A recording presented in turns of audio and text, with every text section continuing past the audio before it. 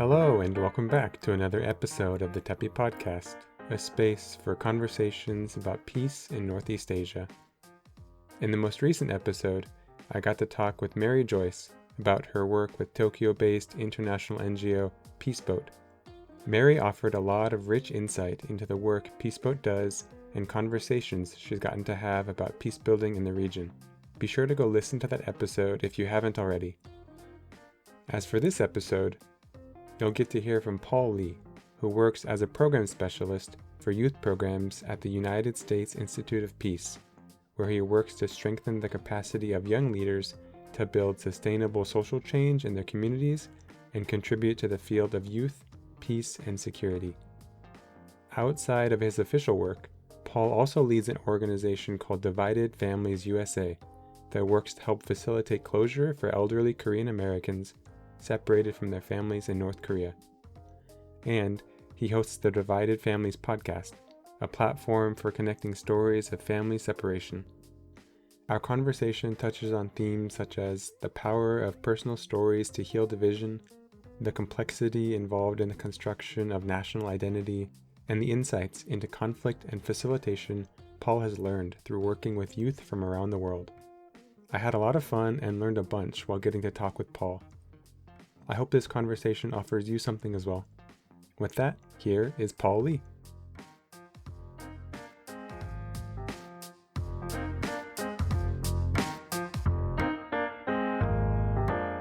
Paul, thanks again for coming on the podcast.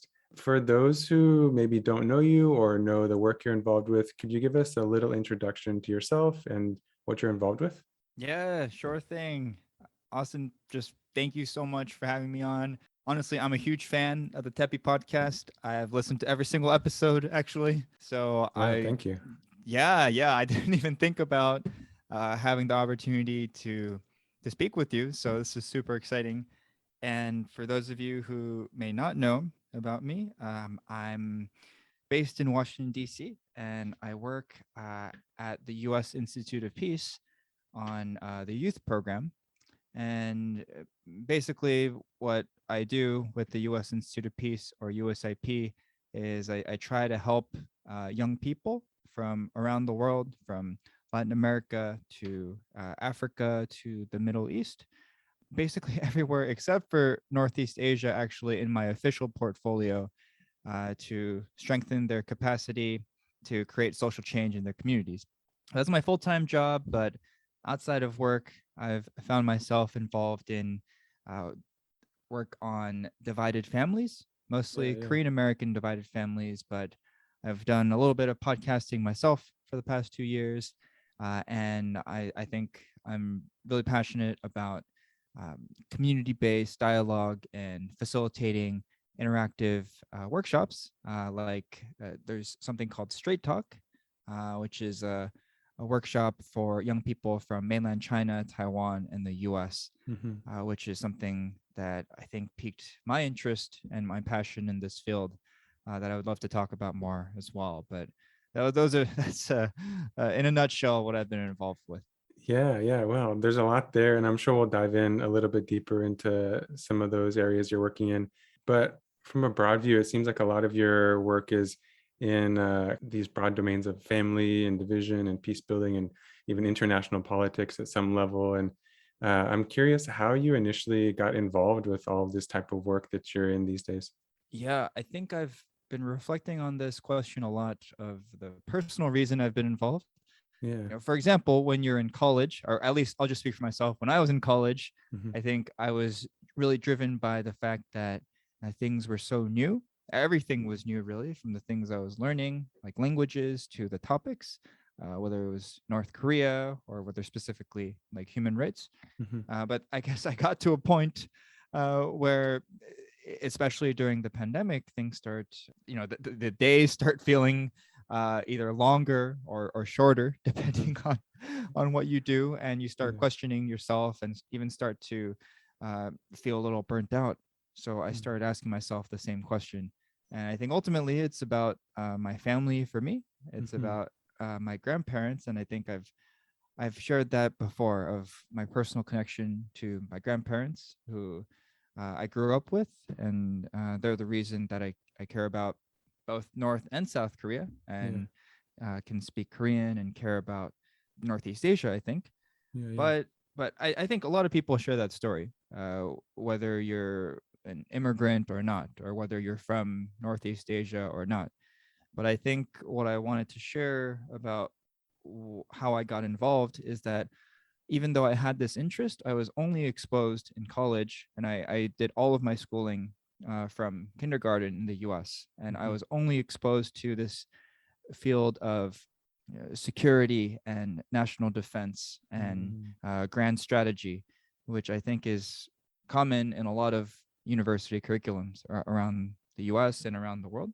Mhm. And it was really until after I graduated from college and when I attended this one workshop called Straight Talk at Brown University that I realized that there was a different way of thinking about these issues, a different Mhm. way of thinking about peace and conflict, not Mhm. just through the lens of deterrence and through the great power competition and through building up arms and through this grand strategy lens, but Mhm. rather through the lens of storytelling and to connecting people with heart to heart communication Yeah. and on a personal level, which resonated a lot more with me. So Mm. Yeah. Yeah. that's basically how I shifted from studying political science and security, which is how I got started, to more of the community-based, human-based peace building.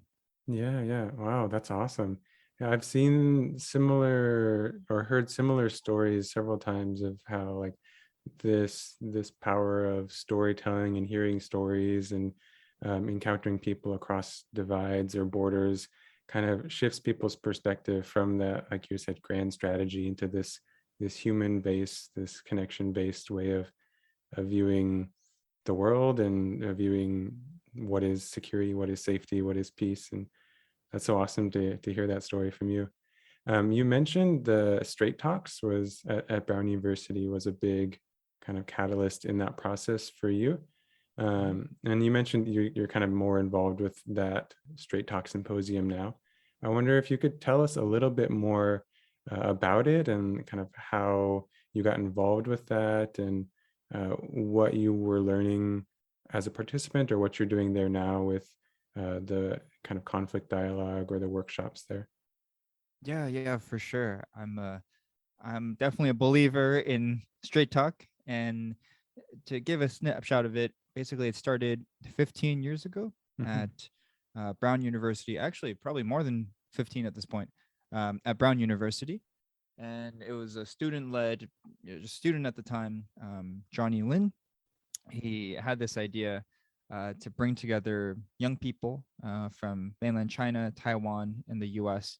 and to he invited a Japanese professor named Tatsushi Arai, who has become one of my mentors and role models in this field of peace building, to for 5 days of dialogue and interactive conflict resolution. And by the end of these 5 days, what these 15 people, five from each place, were supposed to do was to come up with a consensus document that each person signs off on to meet the needs of each party in the cross-strait conflict. So basically, a vision of peacefully resolving the tensions across the Taiwan Strait. And it was so transformative for me because I think I grew up with being exposed to debate, where each person is tries to convince the other person or the judge Hmm. of their own position, and there can be only one winner and only Hmm. one loser. And then when I also got a taste of Model United Nations or Model Mm. UN, Yeah. which is more like role play and discussion based. And honestly, I was never very good at debate or Model UN actually, Yeah. because either I would always end up agreeing with both sides basically or my Yeah. opponent. Yeah. Yeah. And I never felt like I could really be my own authentic self when Hmm. doing the kind of role play for Model UN. But I think this kind of engagement of straight talk and of dialogue, where everyone is considered an expert, actually. Mm-hmm. Even maybe not a thematic expert, but an expert on their own stories, on their Mm-hmm. own emotions, and their own perspectives. For example, one activity that Straight Talk always does is called the walk through history, Mm-hmm. where each side comes up with a timeline of what's most important, the 7 most defining events in this case, cross-strait relations. And you Mm-hmm. get 3 fairly different timelines in most Mm-hmm. cases. And for example, that exercise is filled with different stories of personal connections Mm-hmm. to the timeline. So I was so inspired. Really, I was so inspired. Not just I had studied in mainland China and Taiwan in college, so I had a Mm-hmm. personal connection as well, and I was part of the U.S. delegation. But I was inspired that this kind of model could make an impact in other areas as well, like in North and South Korea, or between uh, Korea and Japan and China. So Yeah. I've tried to apply that model in other contexts, and I've stayed on to be involved as a facilitator as well for Straight Talk. So last year, we actually started a new chapter through a virtual platform with George Washington University. So it was the first one on Zoom. Yeah, wow, that sounds amazing. Yeah, I'm inspired just hearing you talk about it. That sounds like a really meaningful workshop and Thank symposium you. they have going there. Yeah, I like how you mentioned the word needs. These people are talking about kind of their needs and trying to collaborate and come to an agreement about their shared needs. Because, like you were mentioning, and kind of, I think, security based approaches to international conflict or even personal conflict, I think, like, so many times I've seen those needs kind of get thrown out, and that, Mhm. yeah, I think like centering those at the center of the conversation is so valuable.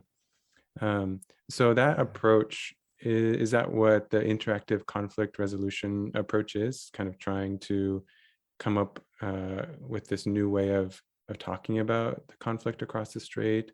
Or yeah, what could you talk a little bit about what that ICR or interactive conflict resolution is? Yeah, exactly, exactly. I think it's a way of not just coming to a compromise, Uh-huh. actually, where both sides or all sides might be somewhat satisfied but not completely satisfied. Everyone Mhm. walks away feeling a little bit of regret.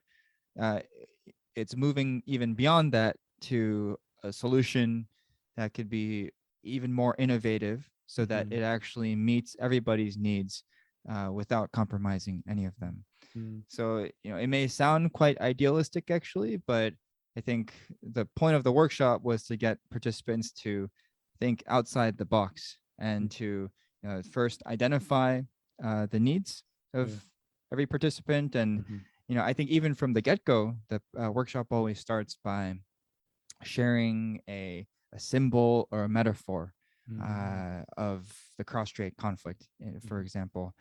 And I think just right from the get-go, that's a sign for me that it's not just the typical introduction of sharing your name and what you do and where you're from, Mhm. but trying to think differently about the conflict, because Yeah. so many times we're, at least in DC, we're having the same conversations and the same topics and the same people who we engage with. So it's trying to think outside of that box, at least for 5 days. That's interesting. Yeah, like you say, trying to think outside of that box for a few days. I wonder, when you're thinking about the conversations that you get to have or you've seen being had in DC, and then you compare those with the conversations that you've seen happening or been able to participate in here in Northeast Asia or in Colombia or wherever you're doing these workshops and interacting with youth, how would you describe those two conversations, and yeah, how would you compare them in your experience?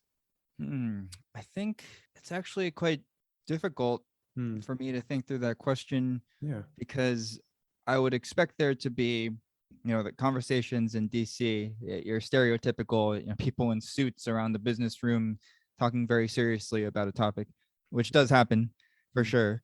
And then on the grassroots level, people having very different conversations and Hmm. dancing and having fun. But actually, I actually feel that the spaces that I've been in, whether for straight talk or for more one-off dialogues and workshops that I facilitated with an organization called International Student Conferences. There's the Korea America Student Conference, Japan America Student Conference, China America Student Conference, and I've facilitated some workshops for them, for example, and they're all youth from Northeast Asia. And last year so I mentioned my primary portfolio is everywhere except for Northeast Asia, but my personal passion is to try to bridge my limited knowledge on Northeast Asia and my limited knowledge on this functional side of dialogue facilitation, peace building, to try to bridge those two areas where they intersect. So last year, I was able to pilot this Zoom workshop for young people from North Korea, so North Korean defectors, and South Korean and US youth on envisioning peace on the Korean Peninsula. So I say all of this, all these different examples of young people I've engaged with, because I think, like for me, I was saying to your very first question, because the precedent is so strong of, the inertia or the gravity is so strong to use the language of DC, of security and power and, competition. I think that's kind of the natural inclination of young people as well to go down that route. So I really think that it's through meeting people through NARPI, for example, or some people I've met through Straight Talk, and just some people that I've met randomly as well, that I've been able to find what's called my people, is an exercise that we always do in this Generation Change Fellows program, but people who share the same values and the same approach, not just looking at these issues of the Taiwan Strait or the division of the Korean Peninsula as one that's about national interests and about geopolitics, but one that actually affects people like you and me, that affects families and that affects personal relationships. That question was not as clear cut in reality as I had initially thought. So I think I've actually been trying to be more proactive about seeking out these spaces. And it seems like actually, you and TEPI and PEACEMOMO are actually involved in a lot of these spaces. So I would love to learn more about that in another conversation. Oh yeah, well, I mean, I think we're all kind of learning as we go, and I think that's kind of part of being a peace builder, is that openness to just continue learning as we engage and as we try to go deeper into what is peace and how do we bring that into reality. So I think we're all learning together for sure. You mentioned you, on an official portfolio, are not directly engaged with Northeast Asia, but you have a personal passion for the divided peninsula, and you said you got to pilot a workshop with South Koreans and North Koreans. And so your work kind of in maybe an unofficial capacity is in some way dealing with the divided peninsula. And I think sometimes that division can get depicted as a kind of bilateral conflict between Koreans in the North, Koreans in the South. But I think as you know, and I think as people kind of here in the region can understand, that division in some way is also multilateral, or that conflict is multilateral. It involves all the countries here in Northeast Asia, and including the US. And in some ways it can kind of feel very large and big.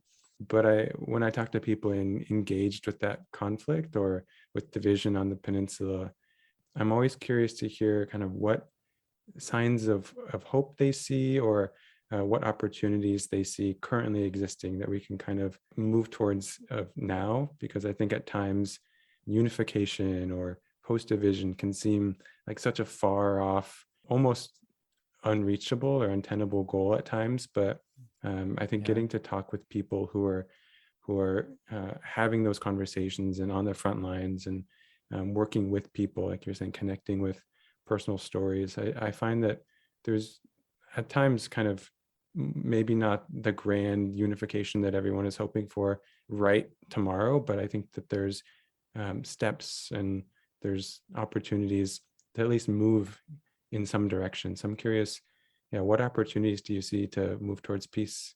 Yeah, I totally agree with you that many people think about the conflict on the Korean Peninsula as simply a civil war. Mhm. And, while I totally agree that it should be the people who reside on the Korean Peninsula, who are from the Korean Peninsula, who should have that self-determination Mhm. and, be the drivers of a resolution.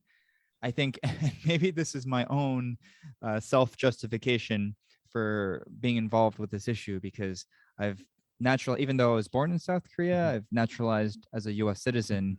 And that was a conscious decision for me because, part of me still wonders what my own role is Mhm. as a quote unquote outsider or third party Mhm. in some ways to the conflict as a US citizen looking in. And, who am I to impose my own views on the conflict? But on the other hand, I think I'm starting to realize more and more that other parties, not just the US, but also everyone else in the six party talks, but everyone else in the world, actually, it's become an issue that affects everybody and not just on a legal basis, right? Like the armistice was actually signed by more than just North Korea, Mhm. for example, and the influence of the UN forces as well, Mhm. but also the fact that it affects so many Korean diaspora around the world, whether in the U.S., Japan, China, and so many other places. Mhm. But to answer your question of what can be done, I think I always, I come from a human rights background actually Mhm. in college and a security background, but I found myself kind of working with young people in my day job, and then with things like Straight Talk, and then also with the elderly on the divided families issue. So Mm. I kind of find myself on the fringes, or outside the mainstream Yeah. of where a lot of these discussions happen. Mhm. But so those would be my two suggestions actually Mhm. of working with young people and trying to support the elderly. Mhm. And I'll just say a little bit more about what I Yeah, mean yeah, by yeah. that.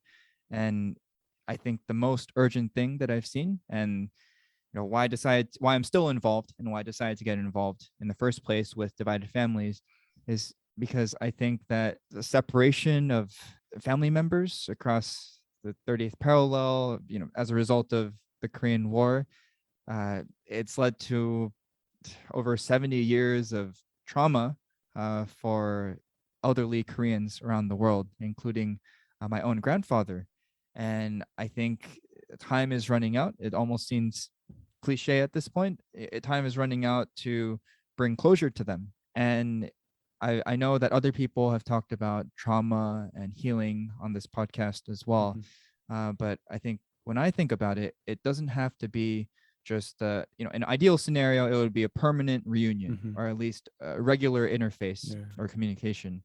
But if that's not possible, at least getting the chance to share your own story, Mhm.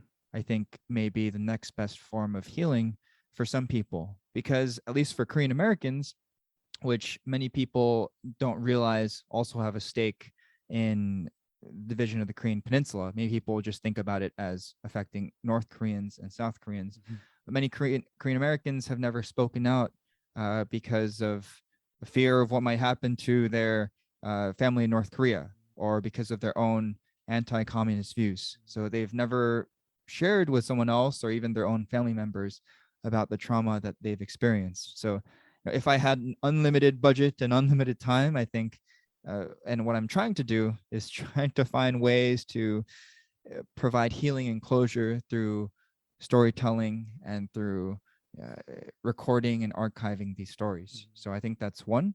And then on the other side of the young people who, in theory, should be innovators and should be the ones with creative solutions and approaches to break away from this echo chamber and from this rigid way that we haven't gone anywhere with for the past 70 Mhm. years on resolving conflict on the Korean Peninsula. So yeah, that's why I'm so passionate about ways to bring together young people from North and South Korea and the US and hopefully other countries as well.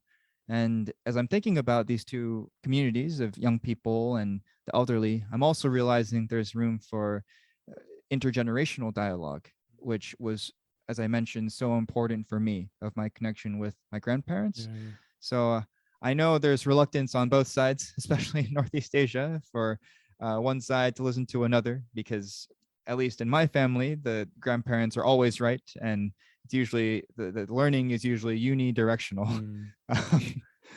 But I think it would be amazing if other people could have opportunities to open their hearts, open their minds to intergenerational dialogue, Mhm. because I think there's so much value in that across generations. Yeah.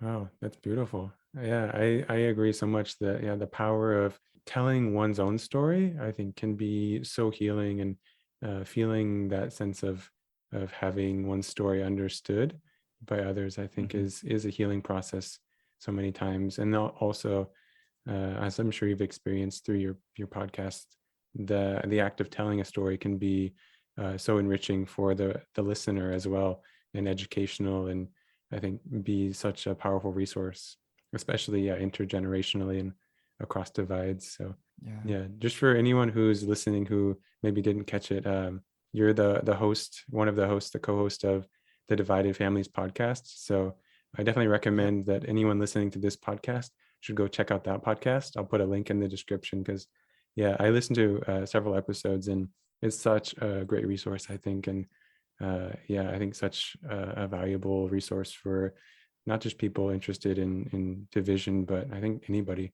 really anyone who's part of a family at all, I think is going to gain a lot from that podcast. So yeah, thanks for doing that. Oh, I'm flattered, Austin. Although I gotta say, I would much rather listen to your voice than my voice uh, any day. I You have a much better voice for I podcasting. think I love your voice as well. I want to shift a little bit. We've talked kind of about intergenerational conversations, and kind of cross-cultural communication, or kind of different regional conversations. But I know some of the spaces you're involved with. I've seen, looking at some of your work, it seems you're dealing a lot with kind of national identity as well as cultural identity, as you're talking about conflict and as you're talking about peace building. And so I'm wondering if you could share either from your own personal experience, and kind of reflecting on your identity, or maybe what you've seen from participants in workshops. Either way, maybe share about some of the ways you've seen national identity and cultural identity as a doorway into new ways of thinking about peace building, or potentially kind of a hindrance or a roadblock that it can present to peace building efforts.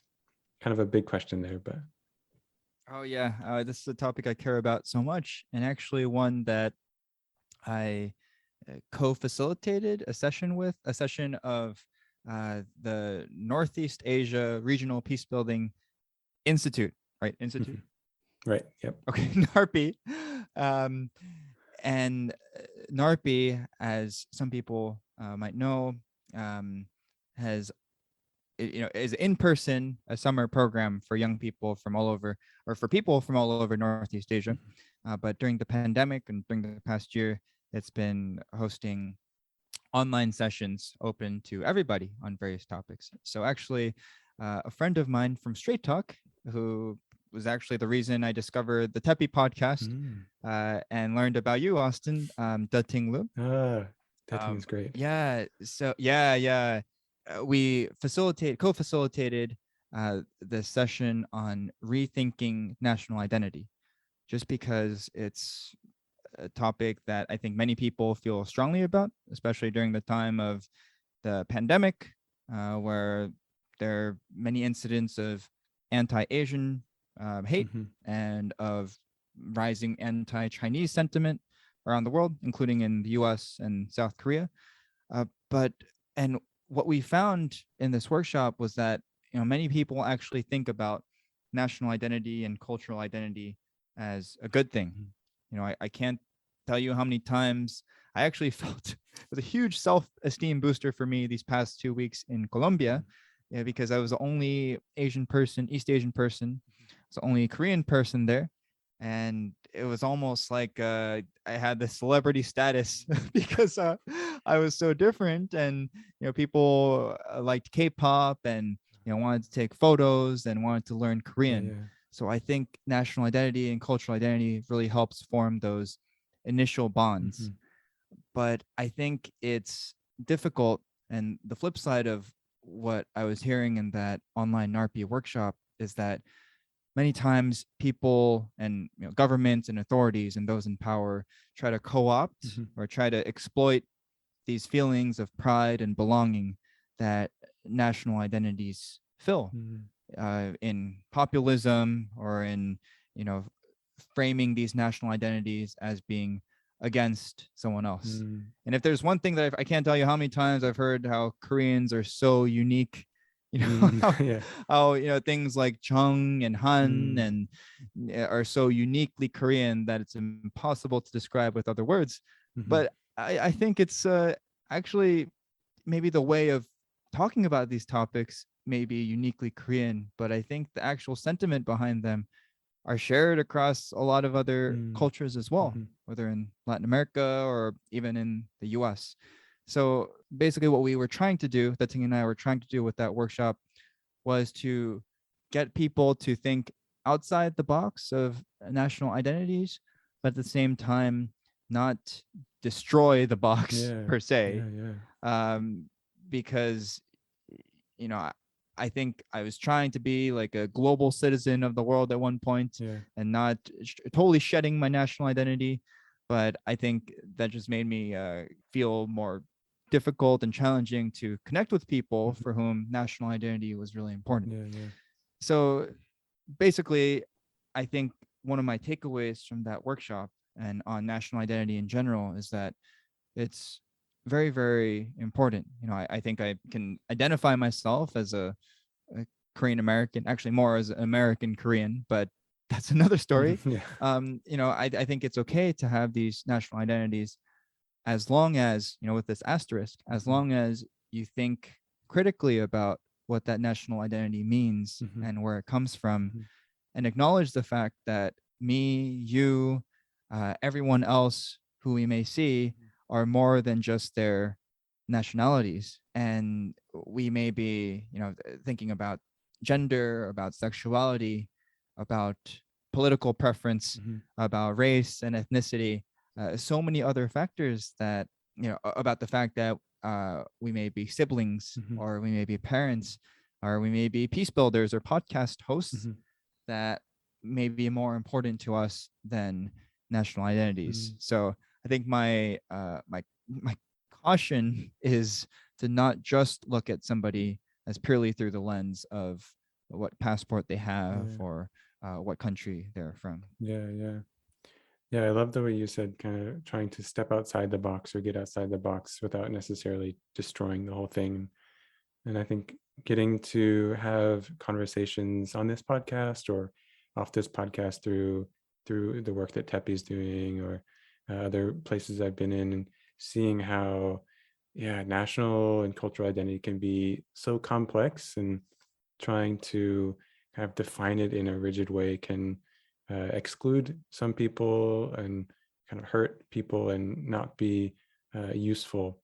But I really like what you're saying of like throwing the whole thing away is not necessarily helpful either, and trying to build a strong identity as a way of connecting with people who have different identities. Kind of it seems like how I understand what you're saying, and I think that's Yeah. so beautiful and so necessary, but I think not always spoken about or prioritized these days as kind of conflicts are starting to build and rupture in some places. So yeah, I love that.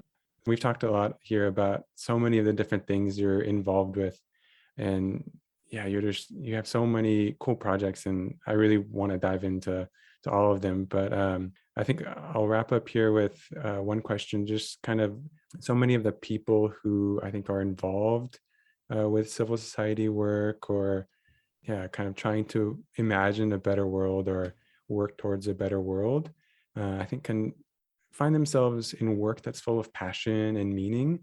But I think, and I'm sure you've probably experienced this at some point, that passion and meaning can at times feel like more than a full-time commitment.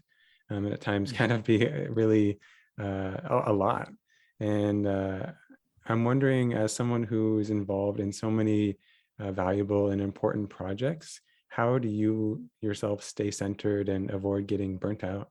I should have seen this coming. I did see this coming because I was listening to the episode with Moe, and I Yeah. think you asked a similar question. Mhm.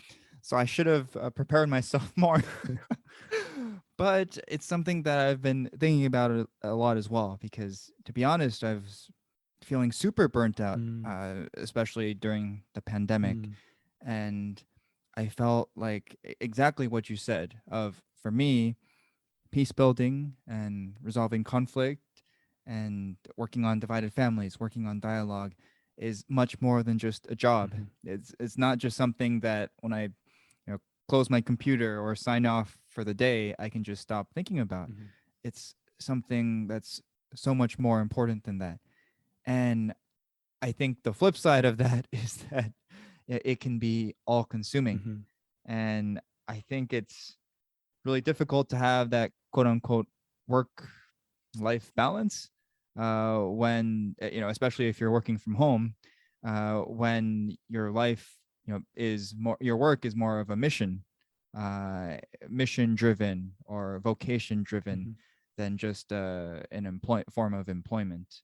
So I think, a couple of things that I've been thinking through that I think I've just been trying to work on myself mhm, are, one, finding ways to take things one step at a time mhm, and not feeling like I have to do everything. mhm, So for me, I know that my long term goal is to, I would love to, my dream job, my dream day to day mhm, is to be able to manage and implement and facilitate a program that brings together young people and elderly people, mhm. people from all generations, to have meaningful dialogue from Northeast Asia about historical issues and the tensions there. Yeah.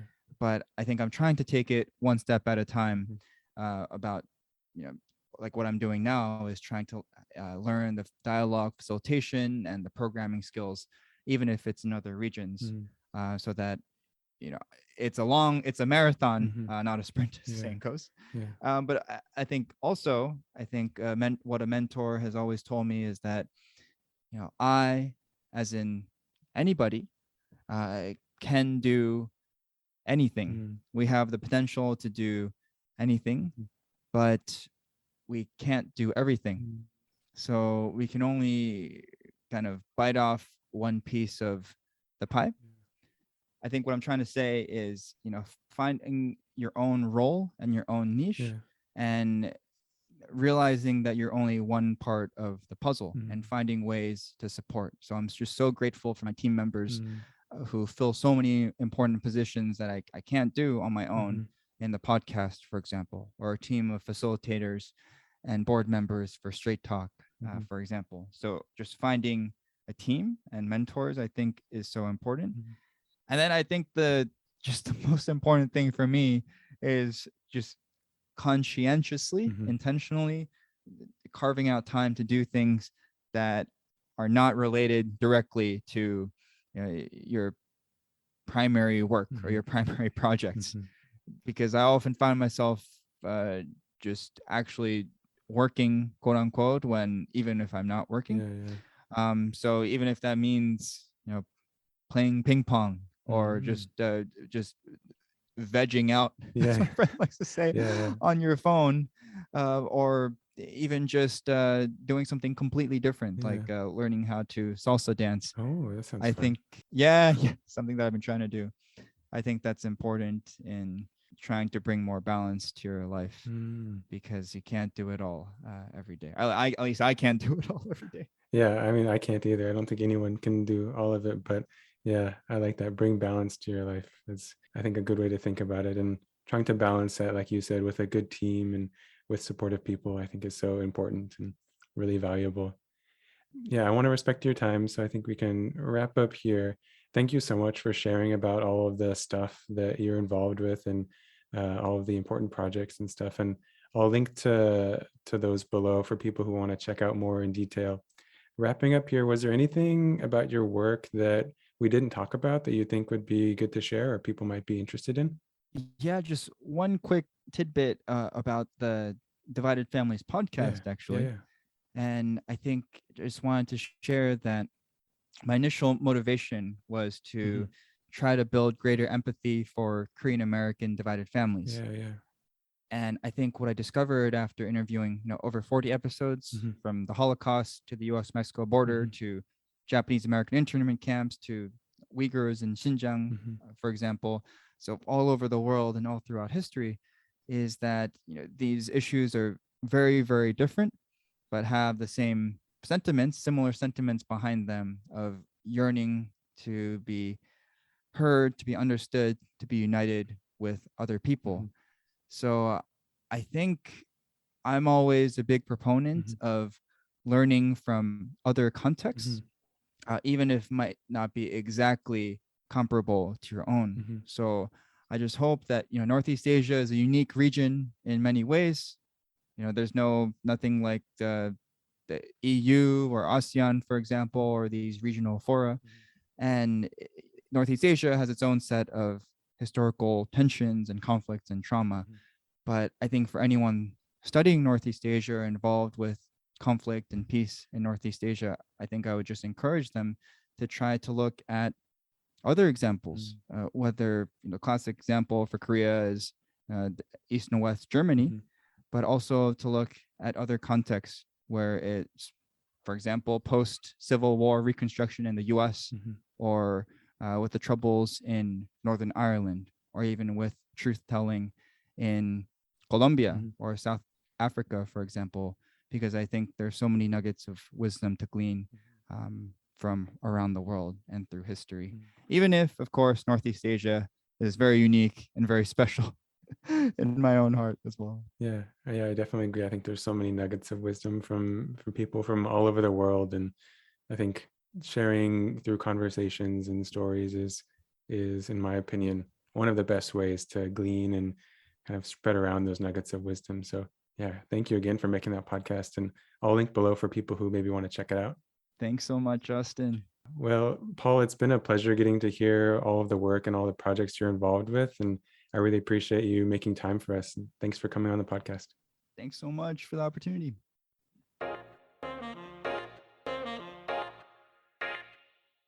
So that was Paul Lee sharing about the many ways he's involved in peace building, conflict resolution, dialogue about national identity, and connecting stories across divides. I hope through our conversation you were able to learn something new, or perhaps gain a fresh perspective on something old. If you'd like to check out Paul's podcast or other parts of his work mentioned in our conversation, you can find links in the description of this episode. As I'm sure you already know, the field of peace building is a diverse, multifaceted field of practice and study. Those working towards peace come into this work from a variety of perspectives and backgrounds. I hope the guests you hear from on this podcast offer you a glimpse into that multifacetedness and allow you to take something back into the context you find yourself in, and that these stories become a valuable resource for your own practice and study. If you enjoyed this episode, go ahead and subscribe wherever you listen to podcasts. If you're interested in the other work TEPI does, you can check us out at momotepi.org. That's momotepi.org.